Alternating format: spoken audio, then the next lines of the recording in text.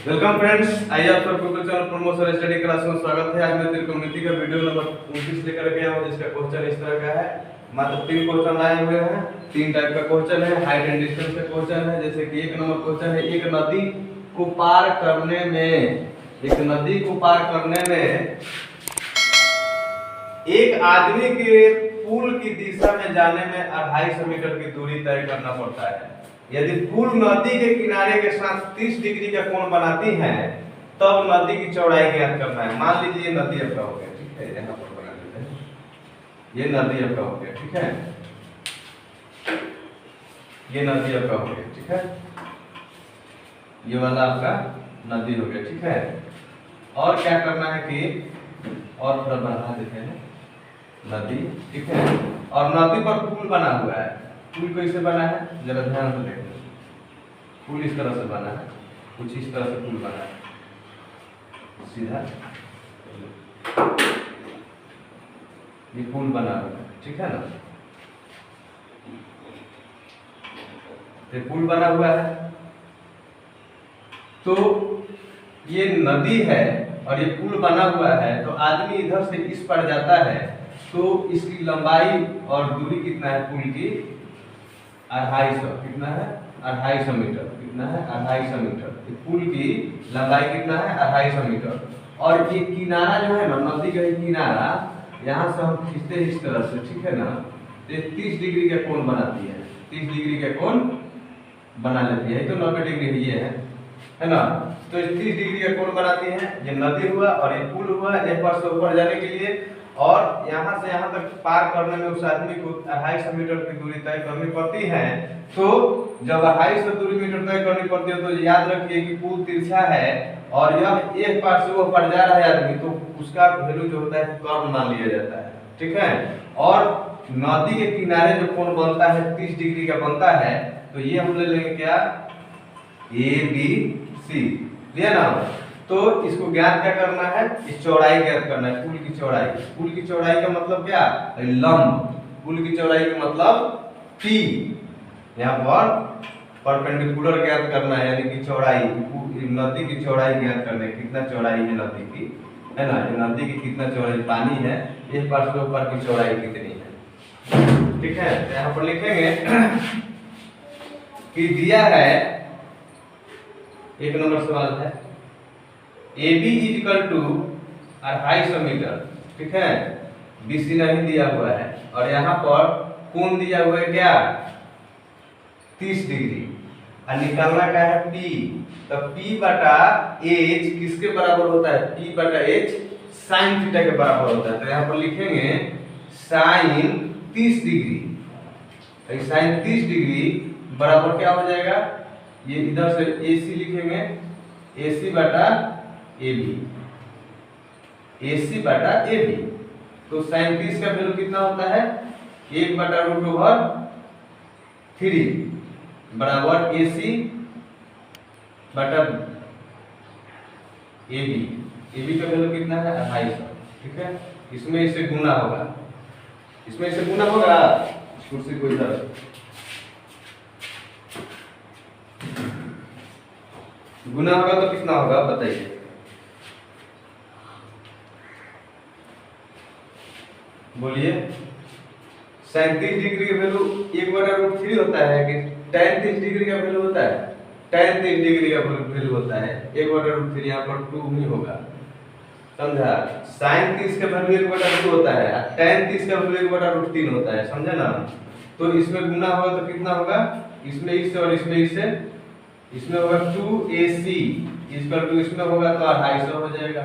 इसको काटेंगे तो कितना होगा? 125, यानी कि AC इक्वल टू कितना होगा? 125 मीटर। अब 125 मीटर चौड़ाई जो है निकल गया आपका नदी की। 125 मीटर क्या निकला?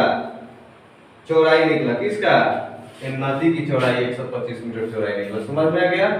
एक आदमी है, नदी के उस पर जाता है, तो उसको जाने में 250 मीटर दूरी तय करना पड़ता है, ठीक है। और यदि पुल नदी के किनारे पर 30 डिग्री का कोण बनाती है, जहां से चलना स्टार्ट करता है वहां पर 30 डिग्री का कोण बनाती है ना, तब नदी की चौड़ाई ज्ञात करना है। तो नदी की चौड़ाई ज्ञात हो गया, कितना है 125 मीटर। ठीक है, अब अगला क्वेश्चन देखिए किस तरह का है। फिगर समझ में आ गया?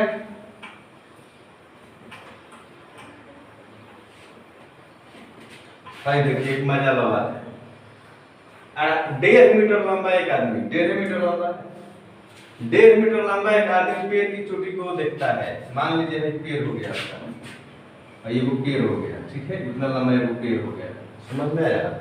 1.5 मीटर लंबा आदमी यहाँ पर खड़ा है, यहाँ पर 1.5 मीटर लंबा एक आदमी खड़ा है। ठीक है, और यहाँ से देख रहा है इस पेड़ के शिखर, शिखर माने ऊपर वाला सिरा को देख रहा है। यहाँ पर मान लीजिए वो फूल बना हुआ है ना, चाहे वो फल फरा हुआ है। तो यहाँ से आदमी 1.5 मीटर लंबा है, लिख देते हैं 1.5 मीटर लंबा है, और यहाँ से ताक रहा है यहाँ पर। तो ताक रहा है, देख रहे हैं ना, ताक रहा है कहाँ? इस पेड़ के शिखर को देख रहा है, पेड़ के शिखर को देखता है और पाता है कि पेड़ की चोटी उसके आंखों तक 60 डिग्री का कोण बनाती है। तो देखो ना, यहाँ 60 डिग्री का कोण बना देती है। उसके आंख से देख रहा है ना, तो आंखों तक 60 डिग्री का कोण बनता है ना। तो 60 डिग्री का कोण बनाता है यदि पेड़ बनाती है।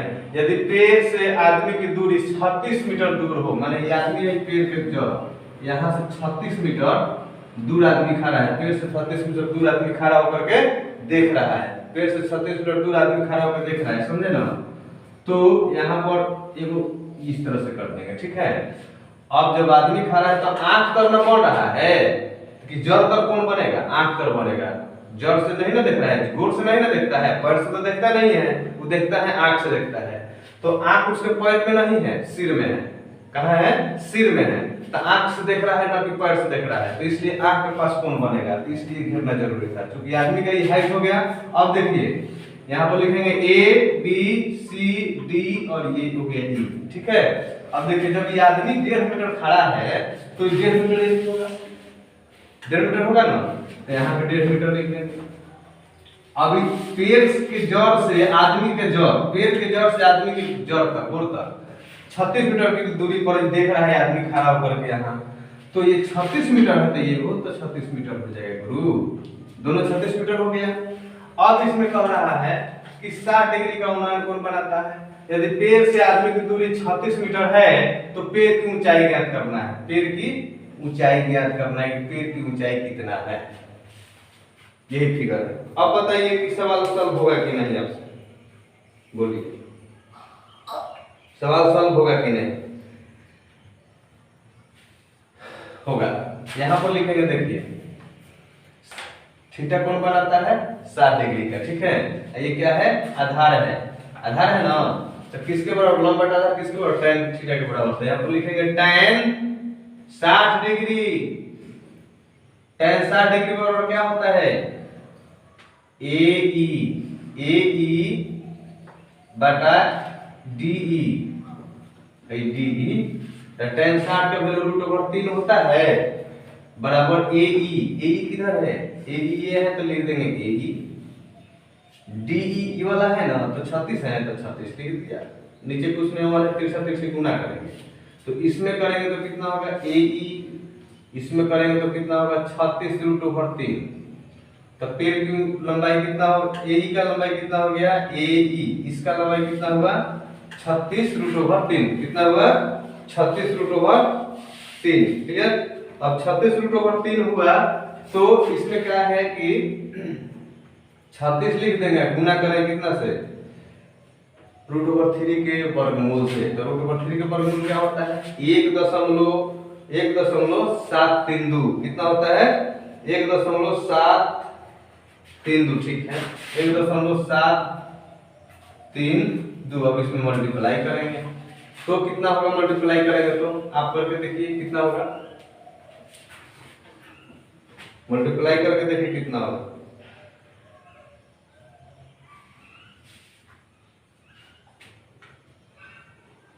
बोले कितना होगा?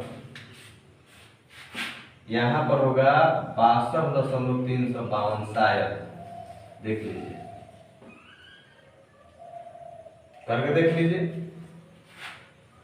ठीक है, इसमें गुना करेंगे तो 62.3 3 5 2 3 5 2 होगा। दशमलव के बाद अंक का नाम रखा जाता है। अब देखिए इतना हुआ ना, तो अब ध्यान दीजिए इसका कितना हो गया 62.352 हो गया। इसका लंबाई AE का लंबाई हुआ, और यहाँ पर 1.5 मीटर दिया है, तो यहाँ पर लिखेंगे AB इक्वल टू कितना होगा AE प्लस BE। तो AE का वैल्यू हो गया 62.352 प्लस 1.5। अब ये दोनों जोड़ेंगे तो कितना होगा 63। कितना होगा बोलिए कितना होगा?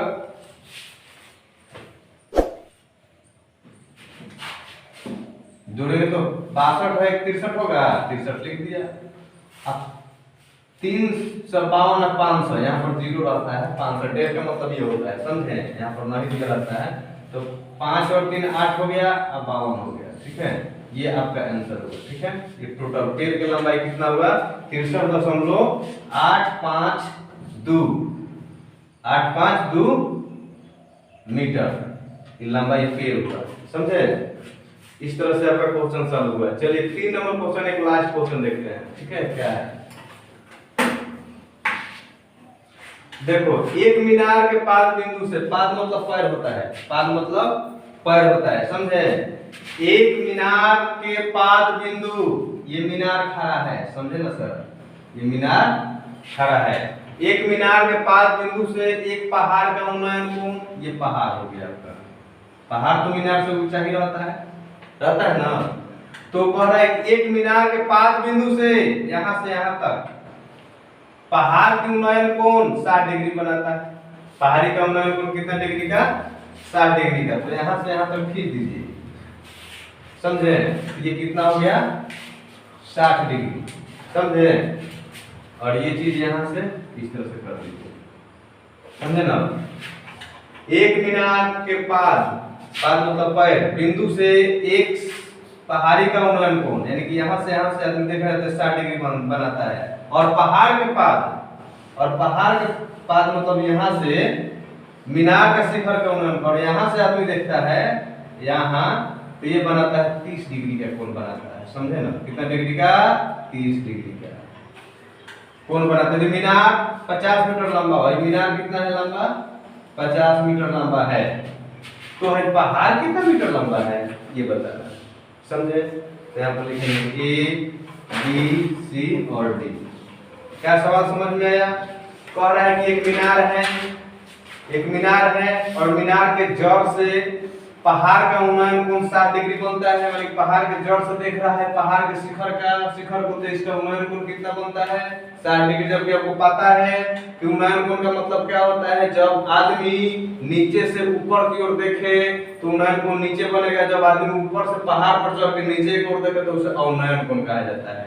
तो नीचे से देख रहा है ऊपर की तरफ से उन्नयन कोण बन गया 60 डिग्री, कहां मीनार के जड़ पर। अब ये आदमी यहाँ चला जाता है और यहाँ से पहाड़ के पास जाता है और यहाँ से देख रहा है इस मीनार को, तो यहाँ पर इसका उन्नयन कोण 30 डिग्री बनता है। जबकि मीनार की लंबाई 50 मीटर है, तो पहाड़ की लंबाई कितना है ये तो ज्ञात करना है। तो हम निकालेंगे, क्या है त्रिभुज लिखेंगे यहाँ पर। त्रिभुज ABC में AB इक्वल टू 50 मीटर, कितना है 50 मीटर। तो लिखेंगे tan 30 डिग्री। इस त्रिभुज का कोण थीटा का कितना बनाता है वो 30 डिग्री, और इस त्रिभुज का 60 डिग्री। दो त्रिभुज हुआ ना, ये वही त्रिभुज हो गया, वही त्रिभुज हो गया है। तो 60 डिग्री बराबर क्या होता है AB के बाटा में BC। tan 30 डिग्री का वैल्यू कितना होता है 1/√3 बराबर AB का वैल्यू कितना है 50। BC का वैल्यू नहीं तो BC लिख देंगे।